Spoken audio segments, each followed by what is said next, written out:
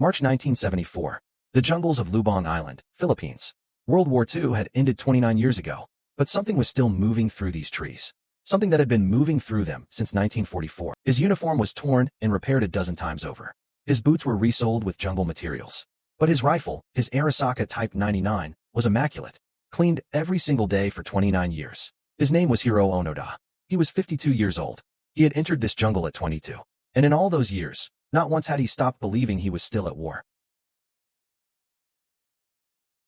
While the world rebuilt from the ashes of World War II, while new nations rose, while men walked on the moon, while entire generations were born and grew old, one Japanese soldier was still fighting a war that, how does a man fight alone for 29 years? With no supplies from his country, no communication, no confirmation that he is doing the right thing. What keeps a human being going when everything says stop? The answer is one sentence, one order, given in 1944 by a commander who had no idea what he was doing. You will never surrender. You will fight until I personally come and relieve you. Those words, that is what kept him going. Japan, 1922. This was not the Japan of Toyota and Sony. This was the Japan that dreamed of conquering the world. A nation where soldiers were gods, and the emperor was God himself. In Japan at that time, children were not taught how to live. They were taught how to die. For the emperor, surrender was not in the dictionary. Death before dishonor was not a phrase, it was the law. Hiroo Onoda was born into a world where the highest honor was to fight and die for the emperor. Not to win, not to survive, to serve. That is what every Japanese child of that era was taught from before they could read. There was no word for surrender in Hiroo Onoda's education. His teachers told him, and every child in that classroom, defeat with honor means death. A soldier who surrenders is worse than a soldier who dies. That lesson took 30 years to undo. Through the 1930s, Japan built itself into a war machine. The children who were taught to die for the emperor were now old enough to do exactly that. Japan invaded China, Southeast Asia, and then on December 7, 1941, Pearl Harbor. December 7, 1941. Japan attacked Pearl Harbor. America entered the war. And for the Japanese Imperial Army, a force that believed it could not lose because its emperor could not lose, the greatest test in its history had begun. For the first 2 years, Japan seemed unstoppable. Territory after territory fell. The Pacific was becoming a Japanese lake. The young men who had been taught they could not lose. For a moment, it seemed they were right. By 1943, the tide had turned. America was pushing back hard. Japan was losing island after island. The army that was taught it could not surrender was being beaten. And in Tokyo, the High Command made a desperate decision. In 1944, the Japanese High Command made a decision that would create one of the most extraordinary stories of the entire century. They would train a new kind of soldier. A soldier who would fight forever, who could not be caught, who would never stop. They called Hiroo Onoda was selected for Nakano Military School. This was not a normal military training facility. This school only existed to produce one thing, the perfect spy soldier. A man who could disappear, survive alone, and never stop fighting. The training was unlike anything the conventional military taught. Onoda learned to live in jungle for months alone, how to find water and food in hostile terrain, how to read terrain maps and move without being detected, how to make a single bullet count. Guerrilla warfare, ambush tactics, disrupting enemy supply lines, disappearing before the enemy can react. Onoda was being trained to be a one-man war inside enemy territory, never fighting face-to-face. Always the lesson that would define everything. You will never surrender. Not under any circumstances. You will never take your own life. And you will fight until your commanding officer personally comes to relieve you. Those 3 rules. Onoda heard them and made them his religion. Major Taniguchi looked Onoda in the eyes and said, "You will go to Lubang Island. You will conduct guerrilla operations. You will not surrender. You will not die by your own hand. We will come back for you. It may take 3 years. It may take 5. But we will come." Onoda saluted. His mission was clear. Go to Lubang Island in the Philippines. Disrupt American and Allied supply lines. Keep the enemy constantly off balance. And above all, fight until ordered to stop. He was 22 years old. He was ready for everything. He was ready for nothing. He stood on the deck and watched Japan disappear. He was not afraid. He had been trained not to be afraid. He was a soldier of the emperor. He had his orders. He had his mission. He did not know that the country he was watching disappear would be unrecognizable when he finally came home. Lubang Island, a small Philippine island, roughly 20 kilometers long, covered almost entirely in dense tropical jungle. Strategically important because American supply lines ran nearby. For Hiroo Onoda, it would become the most intimate place he had ever known. And the most on Lubang Island, Onoda joined 3 other soldiers, Akatsu, Shimada, and Kozuka. For men, their mission, disrupt enemy operations, avoid capture, and fight until relieved. They had each other. They had their training. And they had orders that none of them would ever question. Not yet. For the first months, the mission went as planned. The 4 soldiers moved through the jungle like shadows. They disrupted supply lines. They kept the enemy guessing. They were doing exactly what they had been trained to do. August 6, 1945. America dropped the atomic bomb on Hiroshima. 3 days later, Nagasaki. On August 15th, Emperor Hirohito broadcast his surrender speech on radio. The war was over. Japan had lost. Every Japanese soldier, Allied forces dropped thousands of leaflets over Lubang Island. Japan has surrendered. The war is over. Come out. Onoda read every one. And he believed none of them. He had been trained to expect exactly this. The enemy trying to trick him into surrender. This is the tragedy of Hiroo Onoda in its purest form. His training was so thorough, so complete, that it had prepared him for exactly this moment, and made it impossible for him to believe the truth. He had been told that enemies would try to trick him into surrendering. So every piece of evidence that the war was over, he interpreted as years passed. The jungle became their world.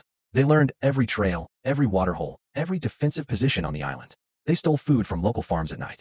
They hunted. They patched their uniforms with whatever they could find. They survived. And every morning, they woke up still soldiers. Still at war. 1949, Private Akatsu could take no more. He had spent 4 years in the jungle for a war that everyone else said was over. He separated from the group and 6 months later, walked out of the jungle and surrendered to Filipino authorities. He was taken home to Japan. Onoda heard the news. He did not waver. He called Akatsu a traitor. 3 men remained. The 1950s. Japan became an economic miracle. Cars, television, prosperity. Cities rebuilt better than before. The Japan that had gone to war was gone forever, replaced by something extraordinary. On Lubang Island, Hiroo Onoda knew none of this. In his mind, 1954, Corporal Shimada was killed in an encounter with Filipino police who were searching for the guerrillas. Onoda had now lost 2 of his 3 companions. He grieved for Shimada, but he did not stop. Could not stop. He had his orders. 2 men remained in that jungle. 2 men still at war. The Philippine government tried everything. They dropped newspapers proving Japan had surrendered. They dropped letters from Onoda's family in Japan, written in his mother's handwriting. They flew aircraft over the jungle broadcasting his brother's voice. Every time Onoda heard or read these things, he concluded they were enemy fabrications. The local Filipino population of Lubang Island lived under a shadow for 3 decades. Onoda and his companions considered them enemy collaborators. They raided farms at night. When confronted, they fought. In 29 years, Onoda and his companions killed more than 30 local people. October 1972. Private Kozuka, Onoda's last companion, the man who had been with him for 28 years, was killed in an encounter with Filipino police. Onoda was now completely alone, the last soldier of the last unit of the Japanese Imperial Army, on an island in the Philippines, in a war that had ended 27 years ago, early 1974. Hiroo Onoda was 52 years old. He had been alone in that jungle for 2 years since Kozuka's death. He was the last Japanese Imperial Army soldier still at war anywhere in the world. The Philippines had a modern government. Japan was an economic super. His name was Norio Suzuki. He was 24 years old. He had 3 goals in life: see a giant panda in the wild, find a yeti, and find Hiroo Onoda. He was not a soldier.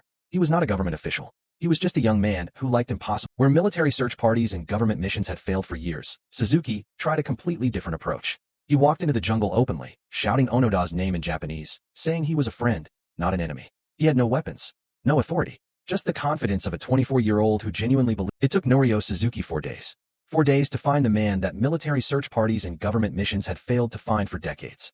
On February 20th, 1974, Hiroo Onoda stepped out of the jungle with his rifle pointed at a 24-year-old tourist. Suzuki did not run. Onoda listened to everything Suzuki told him.